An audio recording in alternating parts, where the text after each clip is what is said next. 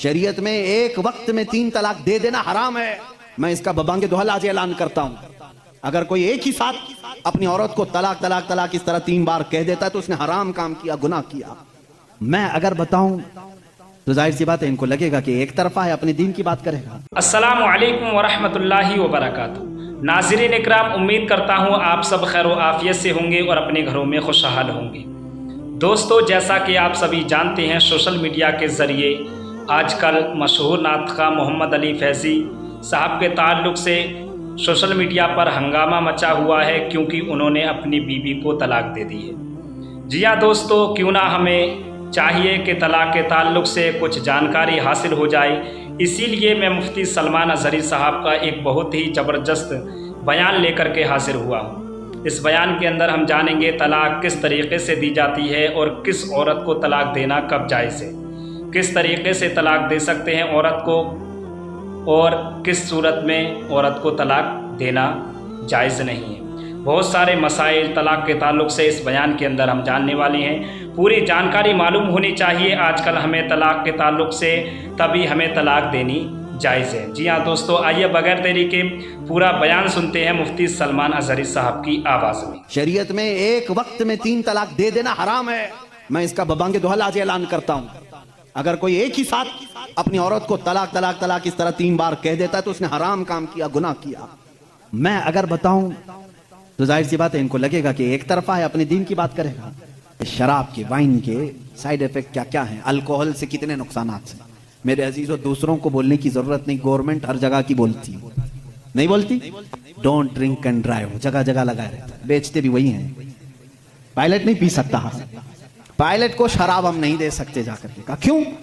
अरे वो इतने लोगों को लेके चल रहा है हवा में और उसके ऊपर बहुत सारी जिम्मेदारियां हैं। वो जब ड्यूटी खत्म करेगा तब पिएगा। उसने कहा, उस मुसलमान ने, हू बहु इस्लाम भी यही कहता है, ऐ मुसलमान तेरे कंधों पर पूरे इस्लाम की जिम्मेदारी है। मेरे रब ने भी कहा है, आजा जन्नत में शराबन तहूरा पिलाऊंगा। जब यहाँ की ड्यूटी खत्म होगी मैं भी जाऊंगा, पीऊंगा। वो शराबन तहूरा है जो जन्नत में दी जाएगी। अब अगर ये टॉपिक अगर मैं छेड़ूं 3 तलाक के, तो और बड़े मामलात हैं। 3 तलाक के लिए इस्लाम ने जोर जबरदस्ती की है। औरतों पर जुल्म है, ये पीड़ित हैं, ये महिलाएं हैं, इनको इंसाफ दिलाना चाहिए। 3 तलाक देना, पहली बात ये समझे ही नहीं। आप तो समझते हैं ना, इस्लाम में फजर की नमाज फर्ज है, जोहर की नमाज फर्ज है ना, असर मगरिब इशा फर्ज है, तलाक देना फर्ज है। फर्ज है तो इतना क्यों नहीं समझ रहे? कौन कहता है कि हर मुसलमान 3 तलाक देना फर्ज समझता है? अरे वो एक एग्जिट रास्ता है। हम कभी भी किसी भी बंदे को निकाह पढ़ाते हैं तो तलाक का नाम तक नहीं लेते। अगर जिक्र कर दिया ना कि मैं 5 साल के बाद तलाक देने के लिए निकाह कर रहा हूं तो वो निकाह ही हराम हो गया। बल्कि मैं कहता हूं, अगर तुमने निकाह में ये कह दिया 80 साल के बाद मैं छोड़ दूंगा, या 80 साल का ये कॉन्ट्रैक्ट है मेरा, तो निकाह नहीं है वो निकाह नहीं, उसको मुता कहते हैं। हम निकाह में कभी वक्त मुतय्यन नहीं कर सकते, बल्कि हम तो लाइफ टाइम के लिए निकाह कर रहे होते हैं, लाइफ टाइम के लिए। लेकिन इंसानी जिंदगी में कई मामलात ऐसे आते हैं कि मिजाज नहीं जम सकता। जरूरी नहीं है कि हर आदमी का मिजाज दूसरे से जम जाए। कभी ऐसा हो गया तो उसके लिए ऑप्शन रखना चाहिए कि नहीं रखना चाहिए? उसके लिए ऑप्शन रखना चाहिए कि नहीं रखना चाहिए? अरे मियां, तुम किसी को गाड़ी में बिठा करके भेज रहे हो और उससे ये कहो कि चलना ही है, अगर वो पूछ ले गाड़ी के पहिए दोनों पंचर हो गए तो क्या करूं? कहा फिर भी चलना ही है। ये जुल्म है, ये ज्यादती है। उससे ये कहना चाहिए कि अगर गाड़ी के पहिए पंचर हो गए, टायर पंचर हो गए, तो करीब में गैरेज है, खोल करके बदलवा लो। माकूल बात है कि नहीं? अगर बीच रास्ते में नहीं, तुम पाबंदी लगा दे, नहीं टायर नहीं बदलना, पंचर हुई उसी से चलना, ये ज्यादती है कि नहीं? अब मैं आपको बताता हूं, 2 टायर लेकर के चले थे शादी के बाद, 2 टायर हैं और दोनों चल रहे हैं तो ठीक है, एक भी पंचर हुआ तो क्या करो? ये कहते नहीं, पंचर टायर के साथ ही चलो। अरे भाई कहीं और गाड़ी गड्ढे में गिर जाएगी। हुक्म ये होना चाहिए कि अगर पंचर हो गया तो टायर चेंज कर सकते हो, तुम्हारे लिए ऑप्शन होना चाहिए। बस इस्लाम का तकाजा सिर्फ इतना ही है कि अगर किसी की जिंदगी में अनबन हो गई, नहीं बन पाई, तो उसके लिए एक ऑप्शन है कि औरत को, वो भी एक साथ 3 तलाक नहीं, उसको हराम करार दिया गया है। शरीयत में एक वक्त में 3 तलाक दे देना हराम है। मैं इसका बबांगे दोहल आज ऐलान करता हूं। अगर कोई एक ही साथ अपनी औरत को तलाक तलाक तलाक इस तरह 3 बार कह देता है तो उसने हराम काम किया, गुनाह किया, नाजायज काम किया है। अगर छोड़ना भी है तो उसको इस्लाम ने तरीका बताया है। एक बार पहले बोलो, 1 महीने का टाइम दो, 1 महीने में भी फिर नहीं बनी तो दूसरी मर्तबा फिर एक बोलो और 1 महीना छोड़ दो। 2 महीने का टाइम गुजर गया, अब फिर भी नहीं बन पा रही, तब फिर सबको बिठा करके कह दो हमने 2 मर्तबा देख लिया, अब हमारी जिंदगी आगे चल नहीं पाती, तीसरी मर्तबा हम इसको खत्म करते हैं। ये तलाक का सही तरीका है। क्या इसमें इस्लाम ने जुल्म किया? इस्लाम ने इसमें जुल्म किया? इसको ये ढिंडोरा पीट पीट करके लोगों को ऐसा बना करके रखें। बेचारे कुछ लोग अनपढ़ इनकी बातों में आ भी जाते हैं। अरे हमारा हिंदुस्तान तो ऐसा है कि बाहर कोई भी डमरू बजाए उसके इर्द गिर्द तो लोग खड़े हो ही जाते हैं। कोई भी गली कूचे में भी आकर के ढोल बजाता है तो कितना मजमा जमा होता है। पार्लियामेंट में बैठ करके अगर बजाए तो क्यों नहीं सुनेंगे लोग? सुनेंगे लोग। हमारी पब्लिक है, बहुत मैच्योर पब्लिक है। अजीजान गिरामी, यहां पर मैं आपको इस्लाम की वो खुसूसियात अर्ज कर रहा हूं जिसमें इस्लाम ने कहीं पर अपने पैरोकारों पर जुल्म नहीं किया, बल्कि इसका हर हुक्म फितरत के ऐन मुताबिक है। अब कुछ लोग वो हैं जो सन्यास लेने को कहते हैं, नहीं, औरत को छूना भी नहीं चाहिए, पूरी जिंदगी भर ऐसे ही रहना चाहिए, उसके भी हम खिलाफ हैं। नहीं, इस्लाम इस चीज का खिलाफ है कि तुम उसके अंदर की चाहत और उसके अंदर के सुकून लेने के जरिए को बंद कर रहे हो। इस्लाम ने कहीं पर ऐसे अहकाम नहीं दिए। अजीज़ान गिराम वक़ार, बहुत सारी खुसूसियात इस्लाम की हैं। अब मैं आपको बताऊं, जिस दीन पर आप कायम हैं, इसने अगर आपको कुछ चीजों से रोका है तो क्यों रोका है? जैसे ये लोग कहते हैं अगर गोश्त खाता है मुसलमान तो खिंजीर का क्यों नहीं खाता? आपके यहां गोश्त अलाउड है, फिर खिंजीर का क्यों नहीं? यूरोप पूरा डेवलप कंट्रीज हैं, वहां पर बहुत ज्यादा तरक्की याफ्ता ममालिक हैं, वो लोग खुल करके खाते हैं, मजे लेके खाते हैं। आखिर इस्लाम में क्या है?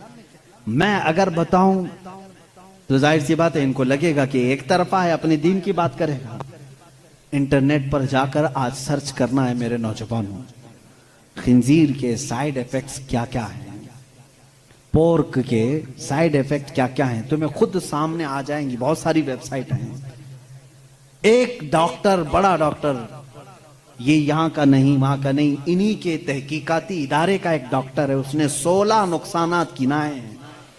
कहा पिग के, खिंजीर के गोश्त के अंदर जहर होता है, जहर होता है, और ऐसा कि दूसरे जानवरों में ऐसा जहर है ही नहीं। हत्ता कि बाज लोगों का कहना यह है कि इसको सांप भी काटता है तो असर नहीं होता, इसका जिस्म इतना मोटा है। बाहर की चीजें ये बहुत जल्दी जज्ब कर लेता है। इसका गोश्त खाना इस्लाम ने इसलिए मना कर दिया कि ये इंसानों का भी पैखाना खाता है, इसके अंदर गलाजत की आदत ज्यादा है। और जदीद तहकीकात में आज अमेरिका के और दीगर ममालिक के डॉक्टर्स ने यह भी कहा कि सबसे ज्यादा चर्बी इसी जानवर के अंदर होती है, और यह सबसे ज्यादा जिस्म के अंदर कोलेस्ट्रॉल बढ़ाने में मदद करता है। हत्ता कि खिंजीर का गोश्त खाने वालों पर तहकीक की गई, उनके ऊपर तहकीक की गई, तो ये बात सामने आई कि उनके अंदर हैवानियत, सेक्स करने की आदत बहुत ज्यादा पाई गई, बहुत ज्यादा पाई गई, हैवानियत ज्यादा आ गई, शर्म और हया नहीं रही। इसीलिए देखते नहीं पूरे अंग्रेज नंगे रहते हैं, उनके अंदर हया नहीं रह गई। जिस्म को छुपाना वो पता नहीं अपने लिए क्या समझते हैं, छोटे हल्के हल्के कपड़े पहन के चलते हैं, औरतें भी हो मर्द भी हो, एक छोटा सा अंडरवियर पहन लिया, ऊपर कुछ लगा लिया। बल्कि मैं समझता हूं इनसे ज्यादा फैशनेबल तो भैंस है, कुछ भी नहीं पहनती बेचारी, कपड़े नहीं पहनना अगर फैशन है तो ये भैंसे बहुत फैशनेबल है, बैल बहुत फैशनेबल है, कभी कुछ नहीं पहनता। ये दुनिया को जंगली निजाम में ले जाना चाहते हैं। ये खिंजीर खाने के साइड इफेक्ट हैं, बैड इफेक्ट हैं, जो जिस्म के ऊपर मुरतब होते हैं। 16 नुकसानात हैं, वो मैं गिना नहीं पाऊंगा, मैंने आज ही मुताला किया। दूसरी चीज शराब के मुतालिक कि इसमें तो मजा है, क्यों मना किया इस्लाम ने? ये भी मैं नहीं कहूंगा, तुम्हारी तहकीकात से जाओ आज ये भी तलाश करके मुझे बताओ इंटरनेट पर कि शराब के, वाइन के साइड इफेक्ट क्या क्या हैं, अल्कोहल से कितने नुकसानात हैं। मेरे अजीजों, दूसरों को बोलने की जरूरत नहीं, गवर्नमेंट हर जगह की बोलती, नहीं बोलती? डोंट ड्रिंक एंड ड्राइव जगह जगह लगाए रहता है, बेचते भी वही हैं। बोलते हैं पी करके चलाना मत, गाड़ी मत चलाना। इनसे पूछो क्यों? इसलिए कि एक्सीडेंट का खतरा है, जाके किसी को ठोक देगा, सामने वाला बेचारा बेकसूर मरेगा। इतनी ही बात से समझ जाना चाहिए कि मुसलमान एनी टाइम ड्राइवर है, हर वक्त वो ड्राइवर है। मुझे एक पुरानी बात याद आई। एक मुसलमान, वो भी किसी वेस्टर्न कंट्री का ही था, प्लेन में सफर कर रहा था। एयर होस्टेस ने उसको शराब परोसा, सबको दे रहे थे। अच्छा, ये भी मैं आपको बता दूं, अलग अलग नामों से ये शराब सप्लाई करते हैं। मैं एक बार इजिप्ट के सफर पर था, तो शराब सबको दी जा रही थी। उसमें शराब करीब आई, उसको कह रहे हैं क्रेजी वाटर है, क्रेजी वाटर है। मैंने कहा ये कब से, पानी पागल कब से हुआ? तो बाद में बगल में बैठे हुए एक साहब ने कहा ये वाइन ही है, उसको बहुत ज्यादा इतना रिफाइन कर दिया जाता है कि उसका ये लोग क्रेजी वाटर का नाम दिए हैं। है तो शराब ही, जग अलग अलग नामों से बेचे जा रहे हैं। वो एक साहब थे, मुसलमान थे, उनको कहा गया आप भी लीजिए। उसने कहा मैं मुसलमान हूं, मैं नहीं पीता। ये उनके लिए बहुत बड़ा दिक्कत वाला जवाब होता है। नहीं पीते अलग बात है, ये कहना मैं मुसलमान हूं नहीं पीता, ये चुप जाता है। वो खड़ी हो गई, सारे लोग पी रहे हैं, आप क्यों नहीं पीते? इसमें जिस्म को सुकून है, राहत है, आप आराम से सो जाएंगे जब तक सफर कट जाएगा, पी ले आप। तो उस बंदे ने कुछ भी उसके साथ आर्ग्यूमेंट नहीं किया, ज्यादा नहीं किया, बस इतना कहा आप कहती हो पी लूं, मेरी एक शर्त है, ये शराब पहले पायलट को पिलाना। अगर पायलट पी लिया और मस्त हो गया तो बाद में मेरे पास आना।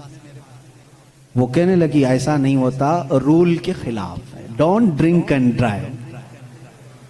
पायलट नहीं पी सकता, पायलट को शराब हम नहीं दे सकते। जाकर के कहा क्यों? अरे वो इतने लोगों को लेके चल रहा है हवा में, और उसके ऊपर बहुत सारी जिम्मेदारियां हैं, वो जब ड्यूटी खत्म करेगा तब पिएगा। उसने कहा, उस मुसलमान ने, हू बहू इस्लाम भी यही कहता है, ऐ मुसलमान तेरे कंधों पर पूरे इस्लाम की जिम्मेदारी है। तू जब चल रहा है तो तेरे पीछे पूरी एक नस्ल है, कहीं तेरा कदम डगमगा गया तो पूरी नस्लें डगमगा जाएंगी।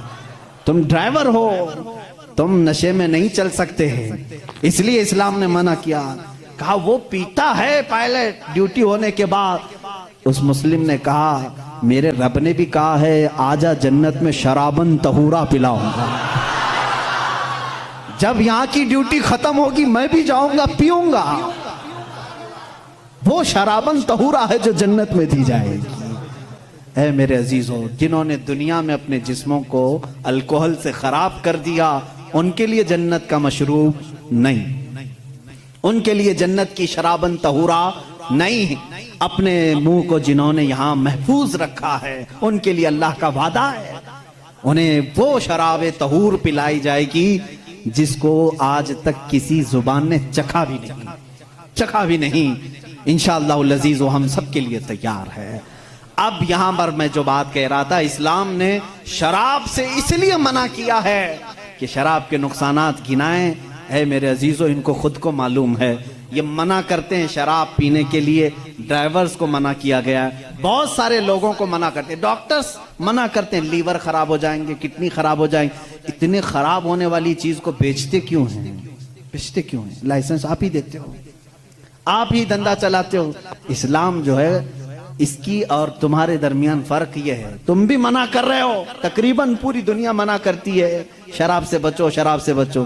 तुम्हारे और इस्लाम में फर्क यह है, इस्लाम कहता भी है करता भी है, और तुम सिर्फ बोलते हो, अंदर से सप्लाई करते हो। इस्लाम ने अगर कह दिया शराब मना है तो मेरे आका ने फरमाया उसका प्याला रखना भी जायज नहीं है।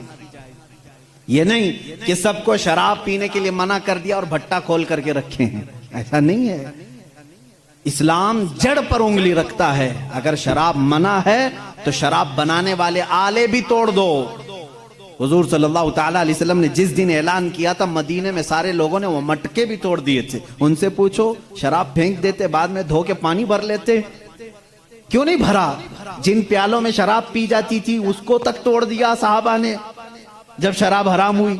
पूछा गया, ये तोड़ने का फलसफा समझ में नहीं आया, धो के रख लेना चाहिए था, दूसरे काम में यूज होता। कहा ना, इस्लाम की हिकमत यह है कि बाद में कभी इसको देख करके याद भी ना आए कि इसमें हम पीते थे, याद भी ना आए, इसको तोड़ दो जिसमें शराब रखी जाती थी। इस्लाम वहां तक की पाबंदी लगा चुका है मेरे अजीजों।